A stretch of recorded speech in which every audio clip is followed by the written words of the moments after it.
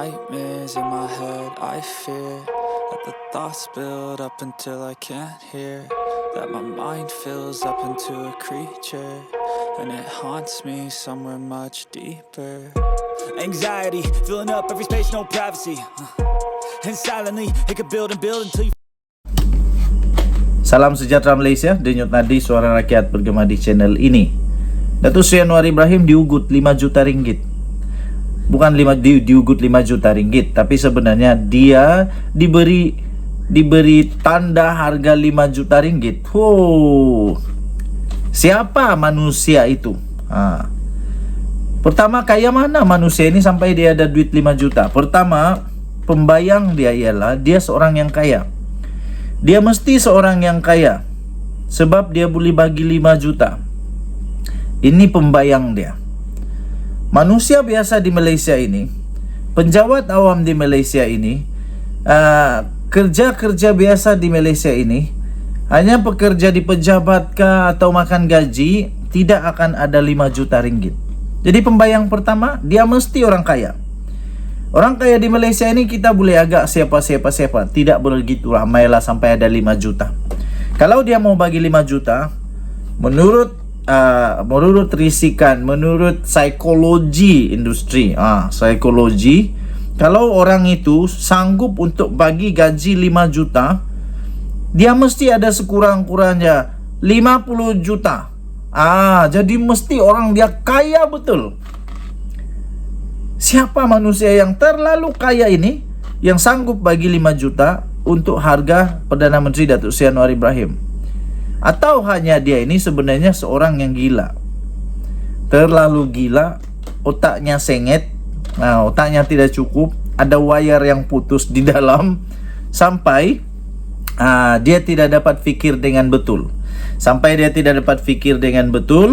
Sampai walaupun dia tiada duit, dia pura-pura ada duit, dia sanggup untuk letakkan harga sampai 5 juta untuk Perdana Menteri.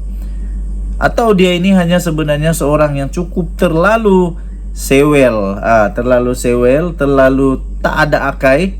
Orang Malaysia bilang bodoh lah gitu. Adakah dia ini terlalu tidak cukup akal sampai buat macam begitu? Jadi sudah ada pembayang yang pertama, dia mesti seorang yang kaya. Pembayang kedua, dia cukup gila atau cukup bodoh untuk buat perkara ini. Jadi sudah ada pembayang, kita boleh gabung sudah. Dia mesti seorang kaya yang bodoh atau sewel atau gila. Itulah pembayang dia. Oke. Jadi seterusnya, dia ini orang berparti atau tidak? Adakah dia mengikut mana-mana parti politik atau tidak? Mustahil seorang yang tidak ada pegangan parti politik yang berani untuk buat benda ni. Selalunya menurut psikologi, manusia yang begini ini, dia memang ada sekurang-kurangnya pegangan fahaman politik ataupun pegangan falsafah perkara yang boleh menyebabkan dia dalam keadaan otak yang ekstrim. Otak ekstrim yang dia rasa tercabar dan dia tak puas hati, tapi dia cukup gila, bodoh atau berani untuk lakukan perkara ini. Jadi sekarang kalau polis tangkap, kita mau tengoklah. Yang hairannya dia padam juga hantaran tu, dia padam. Rupanya dia tidak berani mana pun, padam juga hantaran tu. Tapi sudah terlewat, hantaran itu sudah terlewat kerana sudah masih viral. Sekarang polis sudah ambil tindakan akan menyiasat siapa orang itu. Parti politik dia di mana sebenarnya sekarang? Kata dia orang dalam kerajaan agak mustahil kerana apa dia punya modus operandi? Apa modus operandi dia untuk buat macam begitu? Takkanlah kawan Anwar pula yang nak buat benda ni. Mesti ada lawan. Jadi saya berharap Ini saya berharap lah. Saya berharap bukan dari Perikatan Nasional lah. Saya berharap bukan daripada PAS, bukan daripada Bersatu, bukan dari UMNO, bukan dari mana-mana parti yang ada di Malaysia ini. Saya harap dia tidak ada dalam mana-mana parti lah. Saya harap dia bukan ahli parti mana-mana parti yang ada di Malaysia.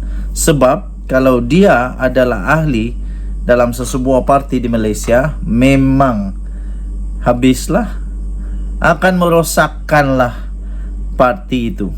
Ada peribahasa bilang begini, kerana nila setitik, rosak susu sebelanga.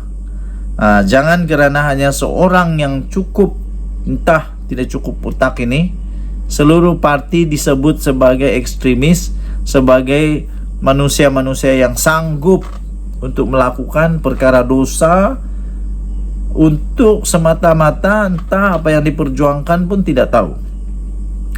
Saya pikir kalau polis nanti tangkap orang ini dan tanya kenapa dia buat macam tu, dia sendiri pun tidak tahu apa mau jawab. Dia sendiri pun akan bingung apa dia punya alasan sebenarnya. Okey. Jadi ada pembayang-pembayang sudah. Pertama, dia mesti orang kaya. Dia mesti orang kaya betul-betul. Orang-orang kaya ini selalu sajalah, orang kaya selalu saja dikaitkan dengan orang politik. Asal orang kaya mesti ikut politik. Asal orang kaya mesti ada sedikit-sedikit, kalau tidak pun mesti dia ada terlibat sedikit dengan kawan-kawan di politik. Jadi berapa kaya dia, siapa dia, nanti kita tengoklah. Tidak lama lagi saya rasa polis di Raja Malaysia akan berjaya tangkap dia ni, dan dia akan didedahkan siapa manusia ini, dia dari mana, apa aliran politik dia, kenapa dia buat begitu, apa masalah dia dengan Datuk Seri Anwar Ibrahim. Pasti akan dibongkar nanti. Jadi kalau sudah kena tangkap nanti, saya pikir ini kalau masih ada ISA dulu, ini memang patut terus pergi ISA. Kalau ada masih ISA sekarang, patut dia ini terus tangkap ISA. Jangan dulu pergi siasat, tak payah soal siasat, tangkap penjara dulu. Baru dia padan muka. Dia. Kerana ini membawa satu perkara yang amat bahaya kepada negara Malaysia. Sekali lagi seperti yang saya kata, saya setuju juga. Saya tetap setuju kalau dia ini dibuang negara Malaysia, baru padan muka dia. Tapi ya kita ini mempunyai belas kasihan. Kalau memang dia itu waktu itu dia boleh buktikan bahawa dia waktu itu terlebih marah, tidak sengaja, bagilah dia peluang. Cuma ya perlulah untuk kasih dia pengajaran dulu, kasih dia ajar dulu, kasih dia tidur dulu di penjara beberapa tahun, kasih denda dulu supaya orang lain jangan buat lagi. Apa pendapat kamu? Denyut Nadi Suara Rakyat bergema di channel ini. Jangan lupa tekan butang subscribe, like dan share. Malaysia kita punya, cintai Malaysiaku, kita jaga kita. Kita jumpa lagi. Bye bye.